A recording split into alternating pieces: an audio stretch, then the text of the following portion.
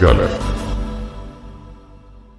Sabemos tres cosas, ¿no? O sea, la cultura general impartida por la SEP aquí en México nos ha dicho que primera, ahí nació Cristo y lo mató Poncio Pilatos, entonces sabemos que ahí había judíos y había romanos. La Ujú. segunda es que, pues, si acaso llegamos a eso, ahí está el Imperio Otomano, pero por ejemplo ahorita Enrique Espinel me dice, ¿cuánta ignorancia? Entonces Jesús era árabe, musulmán.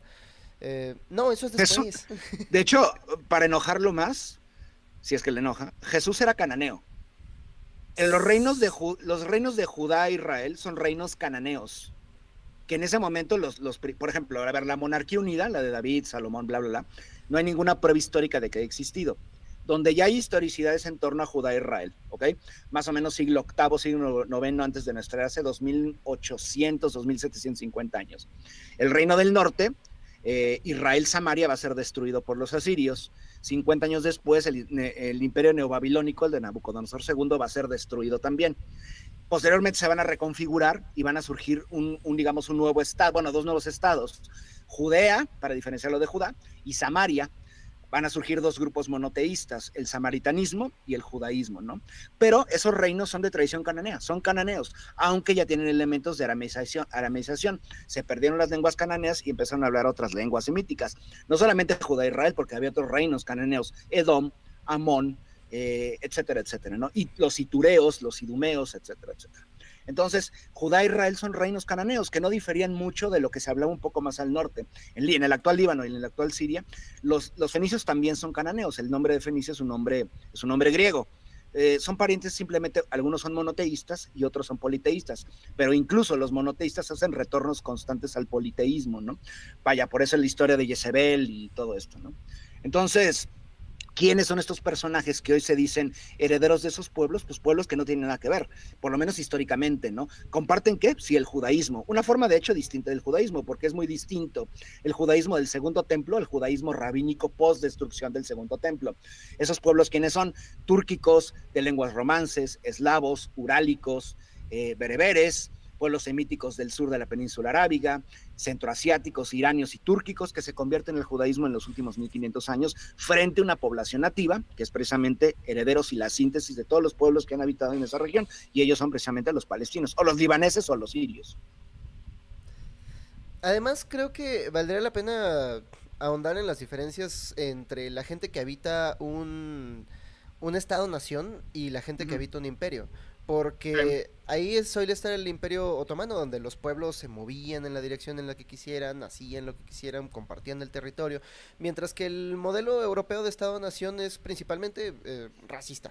Antes que Ujú. nada, tiene que vivir un solo tipo de gente en este tipo de lugar, aspiran hacia el etnoestado, tienen bordes delimitados a partir de los cuales no se puede cruzar nada, y muy específicamente los bordes que dibujaron en el Imperio Otomano fueron Ujú. dibujados con el explícito propósito de mantener el conflicto en la región para poder controlar esas poblaciones. Es algo que el imperio inglés había hecho en todas partes. Sí. Siempre que tomas una región, dibujas la frontera de tal modo que tengas a una minoría, le das a esa minoría el poder y luego esta minoría la entrenas en las formas de guerra inglesa, de modo que el resto de la gente odia a la minoría por tenerlos oprimidos, y eso le dé a la nación-estado, por llamarlo de algún modo, su propio incentivo para sobrevivir. Ya no sobreviven por ti, por la corona, sino por su propia supervivencia en contra del pueblo al que le diste permiso de oprimir.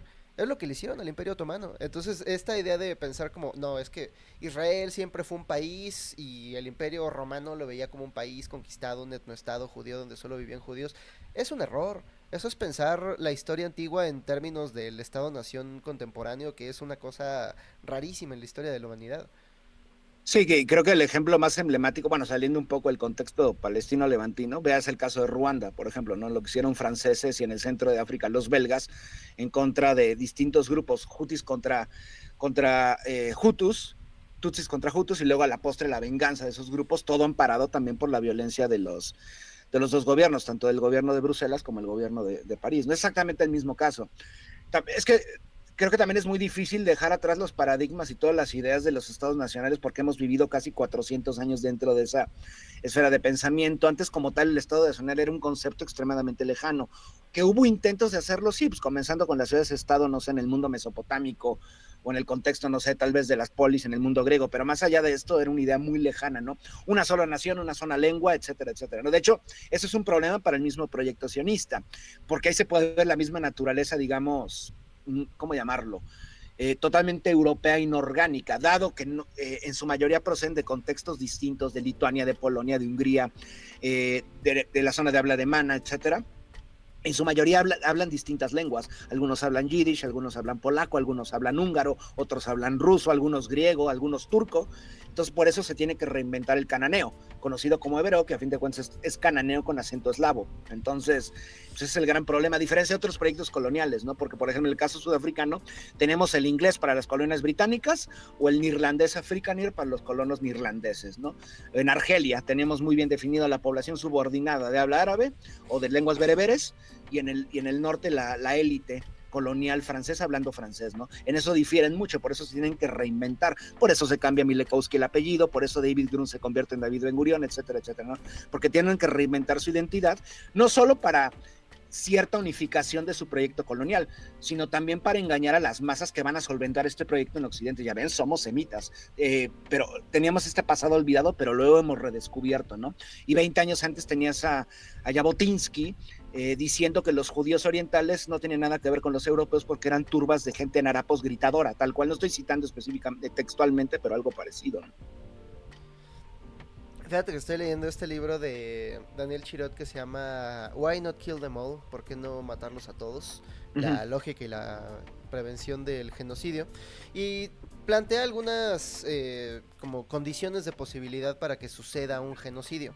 E incluso redefinen su propia definición de genocidio, dicen, porque el primero que vimos pues fue demasiado grande, ¿no? 6 millones son muchos millones, pero del mismo modo este proceso de desplazamiento, de limpieza étnica, de destrucción de historias enteras ha ocurrido, incluso aunque no hubiera poblaciones tan grandes que desplazar. Sí. Incluyen Palestina como uno de los ejemplos de limpieza étnica que están ocurriendo, pero entre las razones que dan está la homogenización de la población. Un gobierno autocrático normalmente va a buscar una población homogénea porque es como más fácil de controlar. Y dice que en el momento en el que comienzan las naciones-estado, este motivo de desplazamientos y limpiezas étnicas se explota precisamente por las condiciones de la nación-estado, que tiene que ser una sola frontera, una sola lengua, una sola cultura, un solo tipo de gente. Y contrastan los análisis de varios historiadores con respecto al Estado-nación, la estructura actual que habitamos. Incluso citan a un esencialista, ¿no? Esencialista en el sentido de que él pensaba que las previas etnias, las previas tribus eran como protoestados que ya apuntaban hacia ello. Incluso los esencialistas dicen que el Estado-nación tiene un tipo de homogenización humana que nunca habíamos visto en la historia de la humanidad. Es un experimento. Sí, no, y además, bueno, también hay que entender que ¿por qué surgen los estados nacionales a finales del 17, mediados del 18? Pues porque los mismos procesos tecnológicos de colonización llevan a que se crean los estados nacionales. Previamente era casi imposible. En primer lugar, porque para crear un estado nacional necesitas una cúpula y extractivismo, a fin de cuentas, ¿no? Necesitas una maquinaria constante de recursos y flujo de capital que previamente no existía. Creo que el capitalismo posibilita eso, por eso va de la mano. La idea surge, digamos, no sé, en la Paz de Westfalia, pero se empiezan a moldear ya muy bien en el siglo XVIII cuando hay un capitalismo industrial bien definido. Previamente hubiera sido, pues no sé si imposible, pero muy problemático. Hay algunos elementos que creo que sí llevan, digamos, cierto, ¿cómo llamarlo?, ciertos matices de Estado Nacional, por ejemplo, en la China principalmente de la dinastía Han, post la primera gran unificación de China, ¿no? Sin embargo, esto se posibilita hasta en Europa, y también la misma limpieza étnica, ¿no? Que no es la primera, a ver, previamente ya existían genocidios, incluso antes del sistema. Lo que pasa es que en el sistema mundo capitalista son el genocidio a niveles industriales, la muerte a niveles industriales, ¿no? Y cada vez más fría y calculada, a pesar de que ya se tienen herramientas en el siglo XIX u organismos que van en contra de procesos de esta índole, ¿no? pero digo, antes de lo que hicieron los sionistas en contra de Palestina, tenemos múltiples casos en suelo africano, en el mismo contexto latino, bueno, lo que es Latinoamérica, por parte de 4 imperios coloniales, el español, el portugués, el francés y el inglés británico. Entonces, lo que hacen estos sujetos es que creo que esto ya es una de las grandes diferencias de lo que es el sionismo con otros ultranacionalismos chauvinistas o ultranacionalistas, es que la victimización la llevan a niveles que ni siquiera los nazis o otros grupos la utilizaron, ¿no? Es la victimización constante que incluso ha dado la hebra para que se escriban libros con respecto a la victimización de los genocidas. Creo que tenemos el más emblemático, que en los últimos días ha sido extremadamente popular, el de la industria del holocausto de Norman Finkelstein, ¿no? Que personajes como ¿cómo se llama este autor? Ilan Pape, que es, si no me equivoco, es sionista, pero creo que renunció o dejó de la ciudadanía, creo que ahorita está en Inglaterra, también escribió profundamente el tema, ¿no? La victimización constante y el chantaje a través de procesos de exterminio de judíos en Europa, no nada más del Tercer Reich, sino previamente dentro del imperio zarista ruso. De hecho, cuando surge el sionismo, Theodor Herzl dice, hay dos citas muy importantes, una en der Judenstadt, que las naciones e imperios antisemitas serán nuestros grandes aliados, uno.